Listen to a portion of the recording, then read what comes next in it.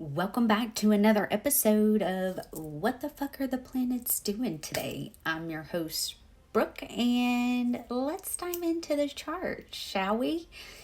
The sun is now at 15 degrees of Pisces and is now working out of that square with Jupiter, okay? So if things had kind of felt like they're not moving forward, we're going to start to feel that energy picking up, okay? In that square, there could have been a lot of redirection with our dreams, with our beliefs, with our thought processes, okay? We are being tested greatly, going through a lot of this energy. And I do want to note that Saturn has now moved to 21 degrees of Pisces. So Saturn is now working out of that trine with Mars, and Mars is in an exact trine with Vesta, but also still in that trine with Poseidon. So the sun is now working into that trine and will be in an exact grand water trine with them in the next couple of days. So there could be a lot that's brought up to the surface as far as the water is concerned. As you all know, I've told you guys over and over and over again for almost a year, okay, that when this grand water trine is activated, there's things that happen on the water. So keep your eyes on the water. Now, Neptune is now at 29 degrees of Pisces, at that final degree. So this almost feels like we are at the show and the great reveal is about to take place, okay? Pisces does rule the media.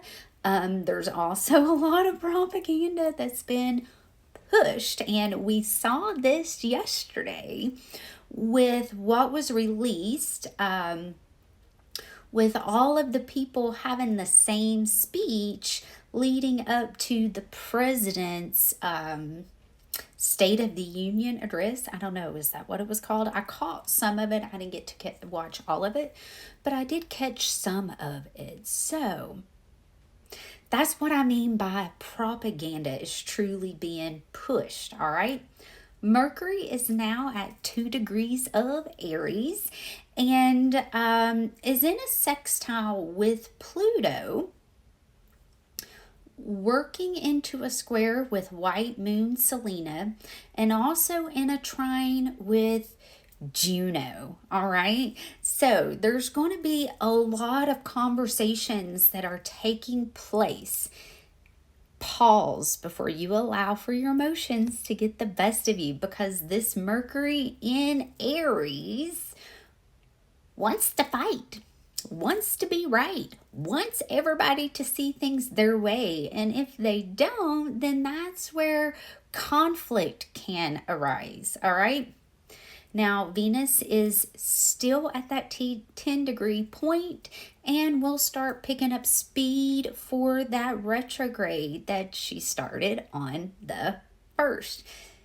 With Mercury in shadow, you guys, the past is going to be coming back around. Have you truly learned the lesson?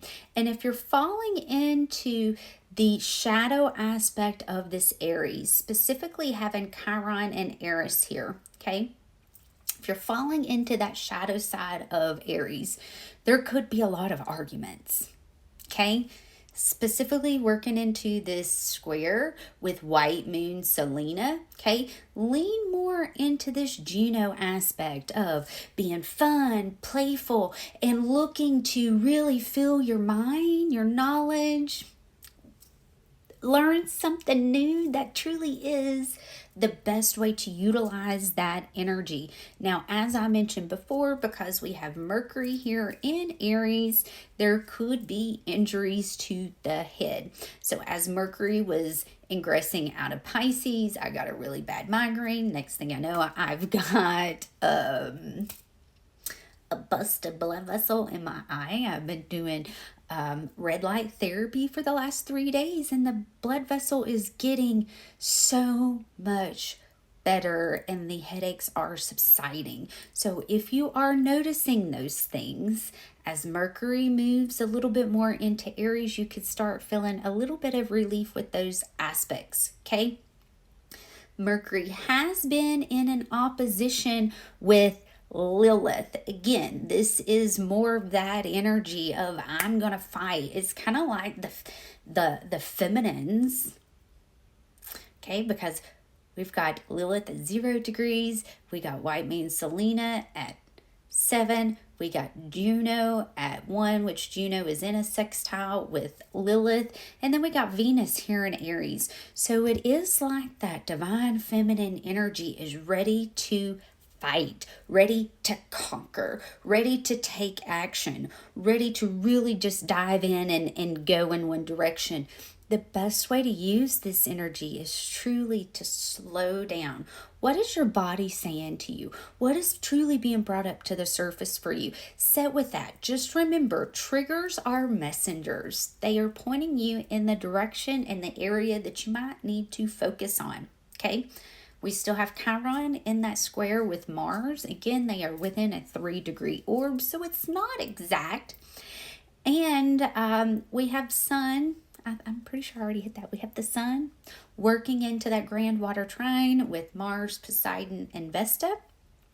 And the Moon did start the day at the final degrees of Taurus. Okay. In a sextile with Neptune.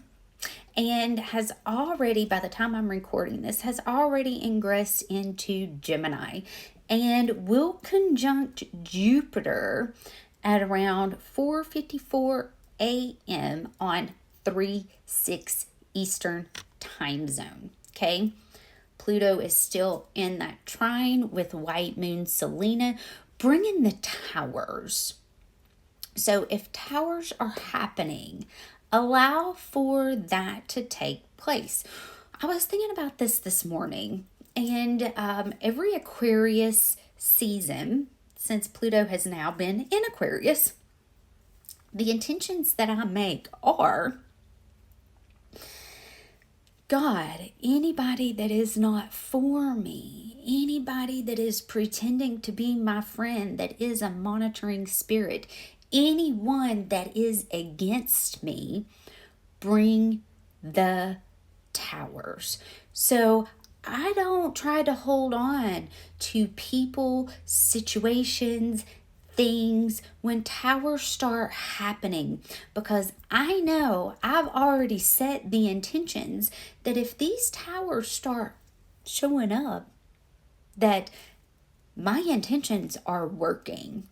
Okay, my intentions are working. So you want to make sure that you're setting intentions with your spirit team, so you know, okay, is this something that I need to work on? Is this something that I need to put a little bit of extra effort in?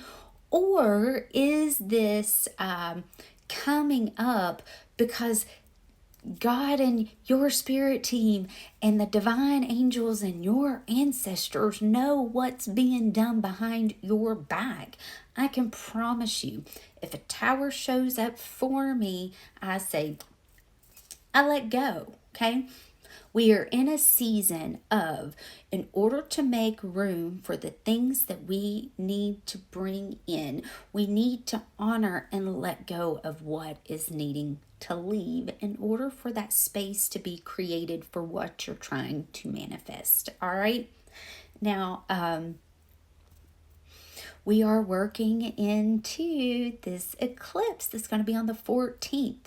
So just remember, eclipses clip things out. And if you are going to be, I wouldn't recommend to anyone going to watch the eclipse, because you could have a really harsh clipping out with the people that you were watching it with. And really, in Indian traditions, they honor it and stay inside, you know?